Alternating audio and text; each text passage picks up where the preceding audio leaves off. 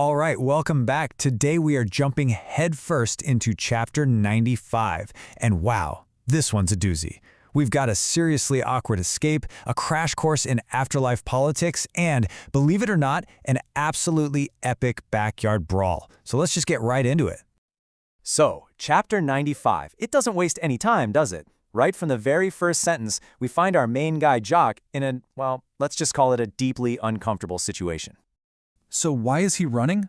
Well, the chapter kicks off with Jock literally bailing out the back door of his own house. And the reason is, his best friend, Groucho, who happens to be a chimpanzee, is in the living room with their neighbor Lola, and they are getting to know each other. Jock can hear them, and it's so cringeworthy he actually considers hiding out in a nearby swamp. Yeah, it's that bad. So once he's out on the street trying to escape the awkwardness, Jack figures he might as well be productive. And this is what leads him to bump into another one of our friends, Harry. So, what's his big plan now that he's a refugee from his own home? He decides to start searching for his grandfather. He's just walking around the neighborhood, showing a photograph to anyone who will listen. It's not exactly a master plan, but hey, it's better than listening to what's happening back at the house. And it's not long before he runs right into Harry, who, it turns out, has been having a pretty eventful day himself. And this is where the chapter takes a really unexpected turn. What starts as a simple chat between friends quickly becomes this huge reveal about how things actually work in the afterlife. Harry starts telling Jock what he's found out about the politics of hell, and let me tell you, it is absolutely not what you'd think. Harry basically drops this bomb on Jock. Now remember, Harry has first-hand experience living under religious rule back in 16th century Rome, so he knows what he's talking about. And he says, you won't believe this, but hell is a Christian theocracy. The irony is just amazing. It's not just a pit of fire and brimstone, it's an actual society, a country even, run by a government imposing its own set of religious rules on everyone. And get this, the comparison between heaven and hell is fascinating. You'd think hell would be total chaos, right? Nope, it's a stable, organized dictatorship. It's been run by the same leader for over 50 years. But heaven? Heaven is apparently a mess of constant revolutions. They have this bizarre system where the workers are actually allowed to blow off steam and revolt, and then God just sends down a new angel to take over and put things back in order. It's this endless cycle of rebellion and crackdown. Just wild.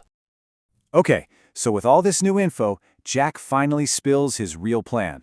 See, he wasn't just wandering around hoping for the best. He's got an ace up his sleeve.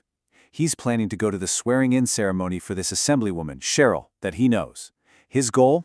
Use that connection to get access to the official records and see if he can find any mention of his grandfather ever being in hell.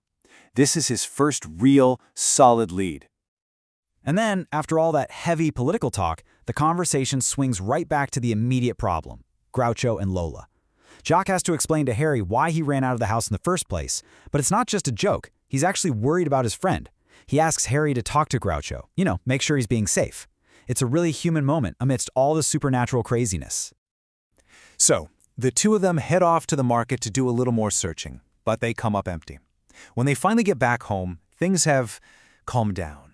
The mood is quiet, peaceful even. But that peace is not going to last.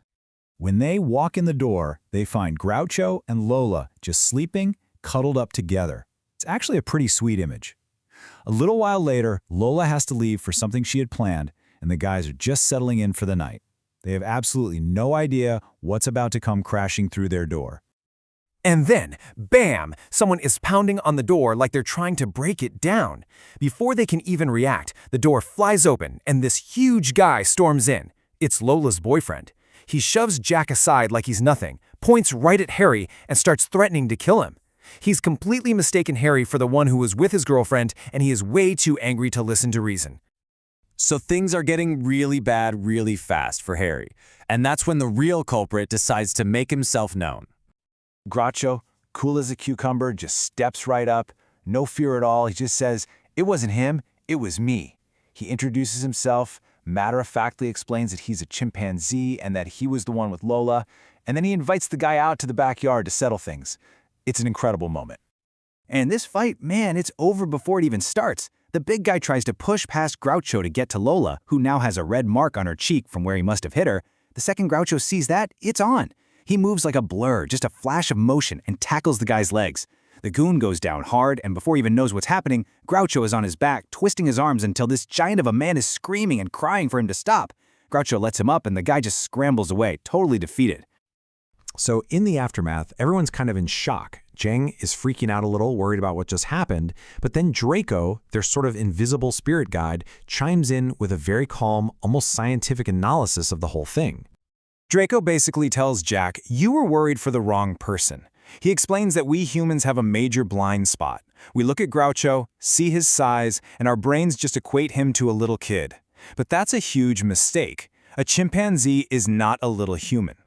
And here's the tale of the tape. Draco breaks it down. Strength-wise, Groucho is probably just as strong, if not stronger, than that huge guy. But agility? He's 10, maybe 20 times more agile.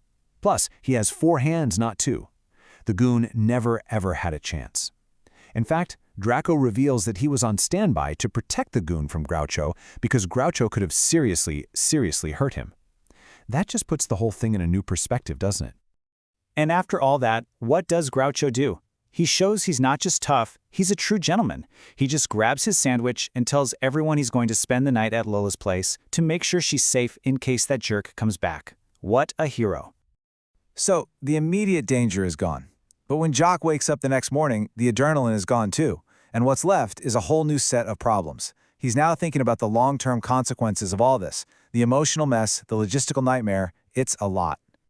Because, he's happy for Groucho. Of course he is. But his mind starts racing.